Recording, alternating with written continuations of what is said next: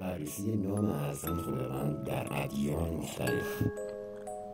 1. در دین یهود نام خود خداوند به نام ه و واو در اسم خود یهود نهفته است. ه و واو همان ه و واوی که در قرآن به نام هو استفاده می شود و همان ه و واوی که در عربیش استفاده می شود و همان ه و واوی که در داستان اساطیر ایرانی به نام‌های اهورا و آهوریمن یاد برده شده است.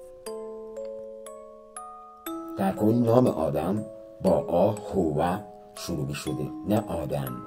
آهوودم به معنی دم مسیحایی آهوه. خداوند از ابتدای کار نام خود را به آدم یاد داد.